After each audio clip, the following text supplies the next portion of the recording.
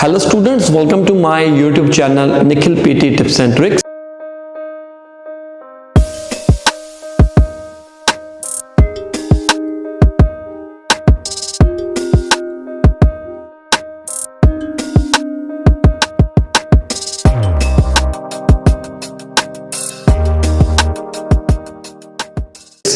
आज हम इस वीडियो के अंदर बात करेंगे पीटी स्पीकिंग की।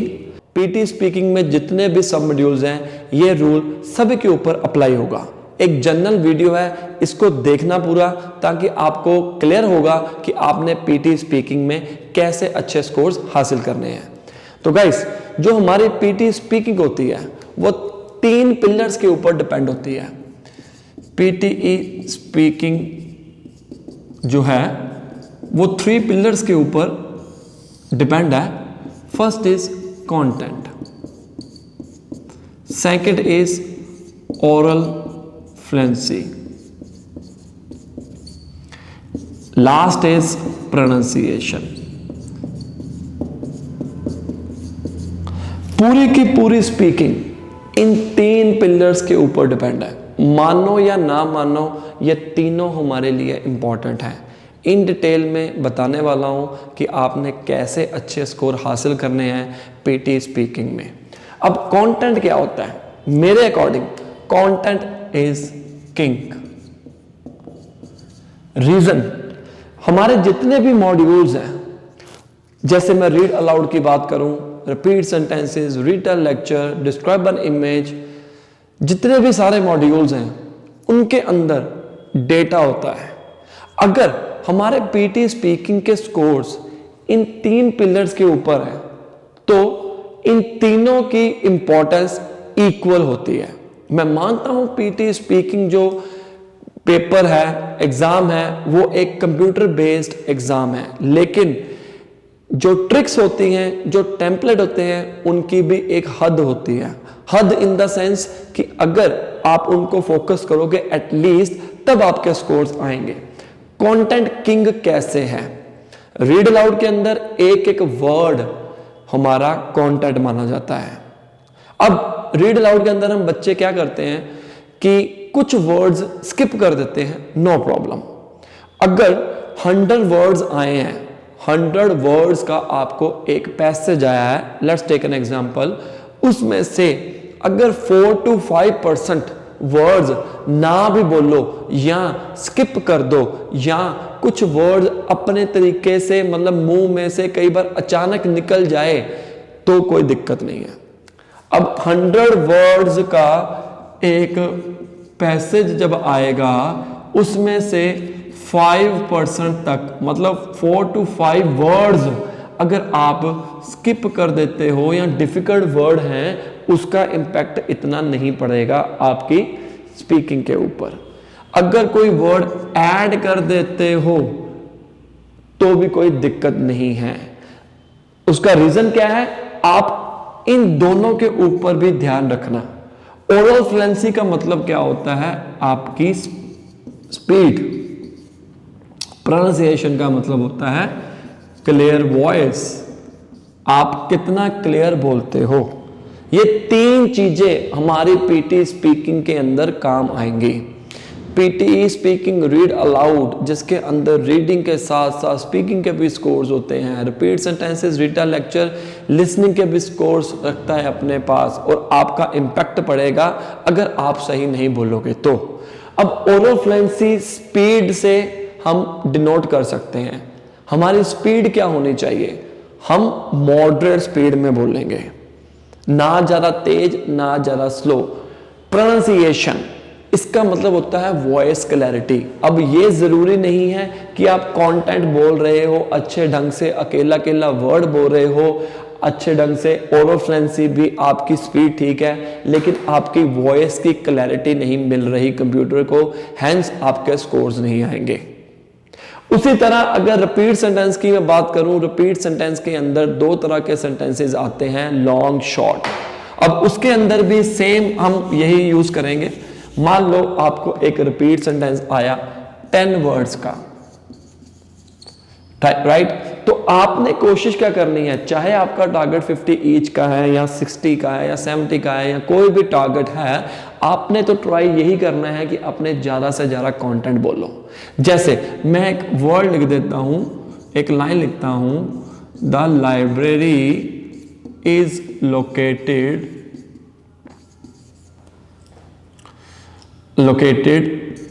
In Australia.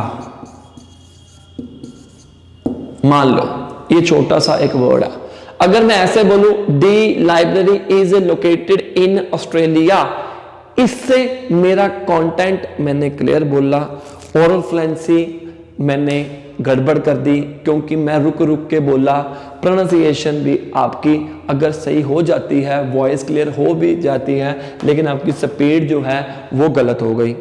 मतलब the library is located in Australia, ये एक एक्यूरेट वे है बोलने का, अच्छा स्कोर हासिल करने का।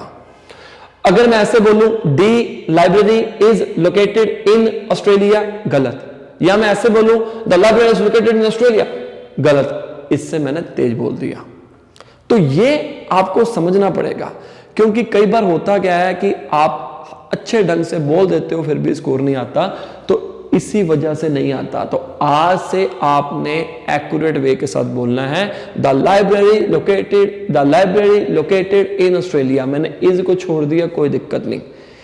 अगर आप 10 वर्ड्स का है, अगर आपको 8 ईच चाहिए तो 70 to 80% मिनिमम बोलो फॉर 79 ईच, ठीक है। अगर आपको 7 ईच चाहिए, 60 to 70% content with good oral fluency and pronunciation. अगर आपको 50 ईच चाहिए तो मिनिमम 50% बोलो। अगर कोई वर्ड ऐड कर भी देते हो इसके अंदर या कोई फ्रेज ऐड कर देते हो तो कोई दिक्कत नहीं है। इसकी डिटेल में एक अलग वीडियो बनाऊंगा ताकि आप लोगों को पता चले, राइट। अब हम बात करते हैं डिस्क्राइबर इमेज की। अब खुद हिसाब लगा के देखो ये कैसे इंपॉर्टेंट होते हैं। Content, oral fluency, pronunciation, PT software is changing on daily basis. अब हमें खुद सतर्क रहना है, ध्यान रखना है। अब हम डिस्क्राइबर इमेज की बात करें।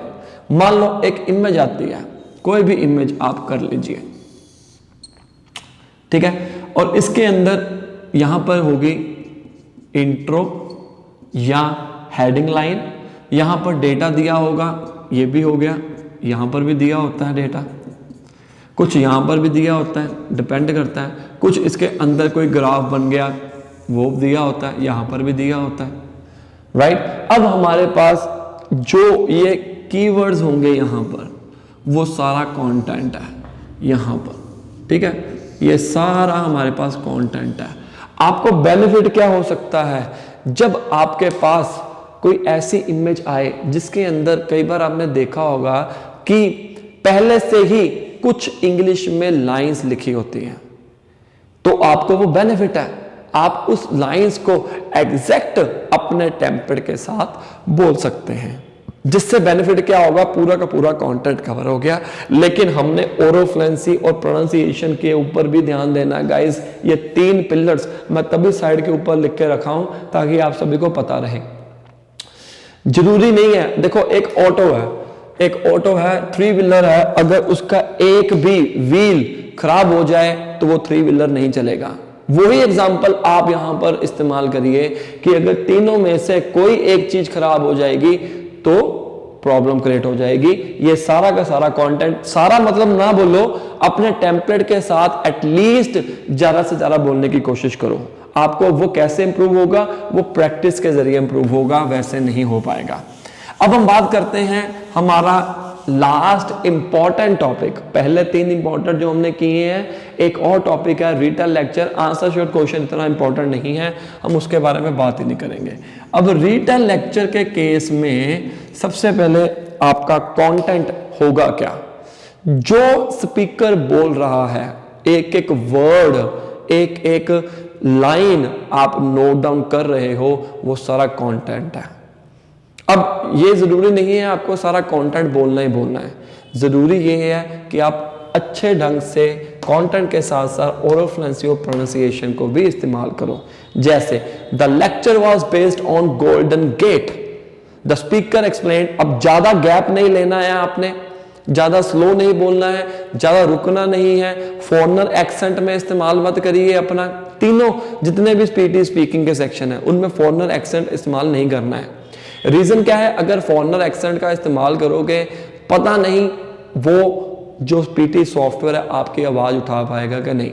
जब हमारा एग्जाम पास नहीं होता ना तो हम बहुत सारे ऐसे तरीके अपनाते हैं जिससे हमारे को लगता है कि अब स्कोर आ जाएगा, अब स्कोर आ जाएगा। ऐसा नहीं है गाइस। तो ये सारी चीजें ध्यान में रखिए। बेसिक लेक्चर था, और भी काफी सारी वीडियोस आने वाली हैं। हिंदी, इंग्लिश, पंजाबी तीनों लैंग्वेजेस में हम कोचिंग भी देते हैं और वीडियोस भी डालते रहते हैं। अगर आप हमारे चैनल के ऊपर नए आए हो तो काइंडली हमारे चैनल को सब्सक्राइब कर लीजिए। और अगर स्ट्रगल कर रहे हो, पीटी में अच्छा स्कोर हासिल करना चाहते हो तो सामने दिए गए नंबर के ऊपर कॉल कर सकते हैं, व्हाट्सएप करते हैं। We are providing online classes over the world as per your timings. जैसे हमारे अच्छे स्कोर्स आ रहे हैं स्टूडेंट्स के, आपके भी हम लेके आने की पूरी कोशिश करेंगे। Right guidance is must. Best of luck.